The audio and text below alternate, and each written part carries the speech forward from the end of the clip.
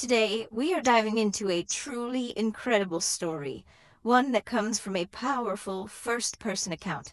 It all starts with what seems like ordinary grief, but it quickly spirals into a shocking search for truth after a betrayal that is, well, almost impossible to believe. Just let that sink in for a second. Can you even imagine that moment? The person you mourned, the person you said goodbye to, whose name is carved on a headstone, is just standing there in front of you. This single sentence is the bombshell that kicks off this entire unbelievable story.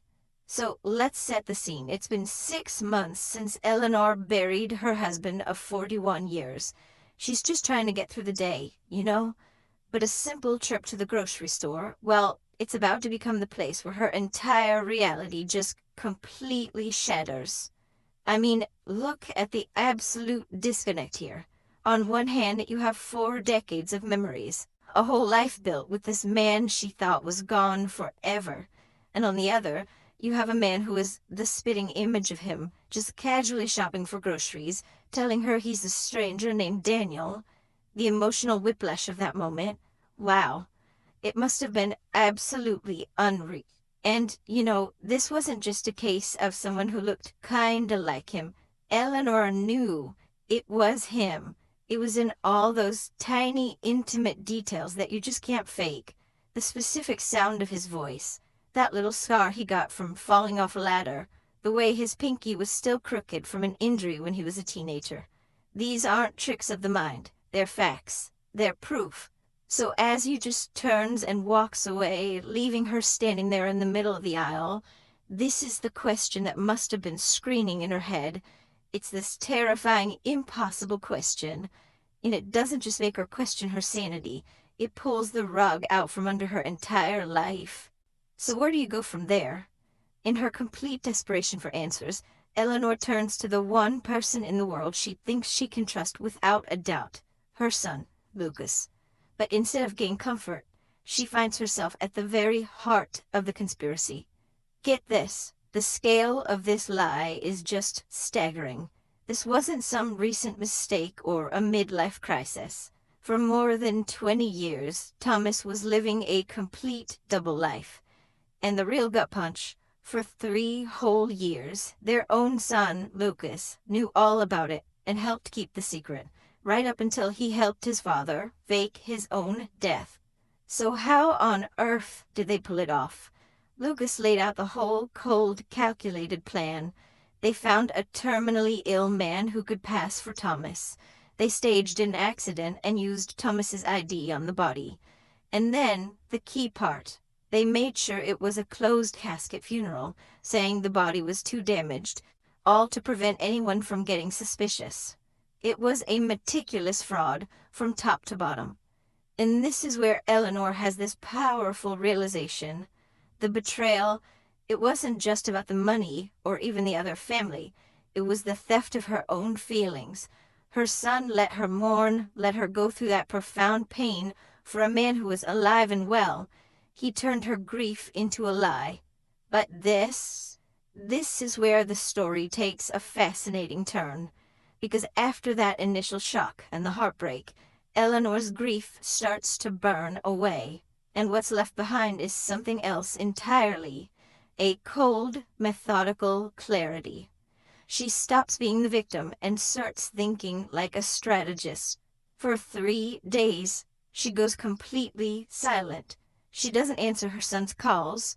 She's not crying anymore. She's calculating. She's replaying every single detail of his confession, not as a heartbroken wife, but as a primary witness gathering the facts of a very serious crime.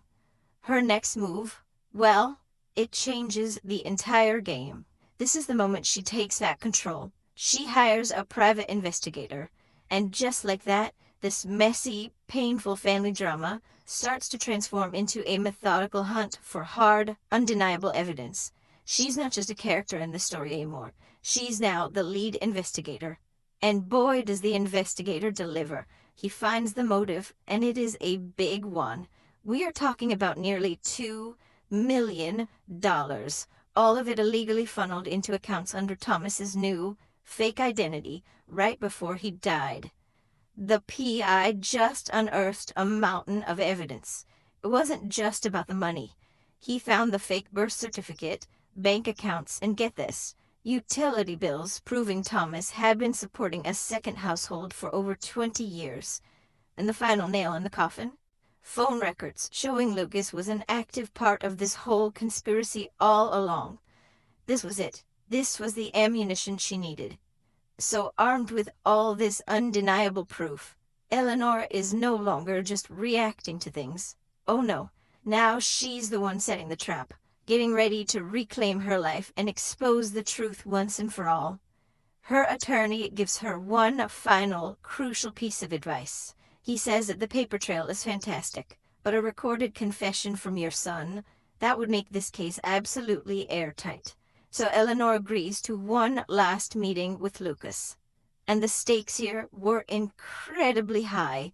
Her lawyer laid it all out. This wasn't a family squabble. It was a full-blown criminal conspiracy with a web of serious felonies, identity fraud, financial theft, the works. And with a secret recording rolling, Lucas walked right into the trap and explained every single detail. With the authorities on their way, Eleanor drives to Thomas's new house. This is it, the final confrontation. She's not there to argue or plead. She's there to end it. And right as the sound of police sirens starts getting closer, she reveals the entire twisted lie to his new partner, Claudia.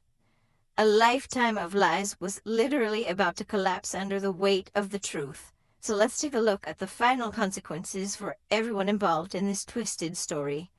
The ending came fast. Thomas, ironically, suffered a fatal heart attack while in custody, before he could even be formally charged. Lucas, facing that mountain of evidence, took a plea deal and was sent to prison. And Eleanor, she got back every penny that was stolen from her, and way more importantly, she got her life back. She was finally free. In a final trip back to the cemetery, Eleanor has this profound realization. She wasn't standing at her husband's grave anymore. She was standing at the grave of her own innocence, of the naive, trusting woman she used to be. And she was finally ready to close the door on that life built on lies. And that right there is the powerful truth at the very core of her story. Dignity isn't something that people can just give you or take from you. It's something you have to claim for yourself. It's that moment you decide you refuse to be lied to anymore. It's the moment you choose yourself.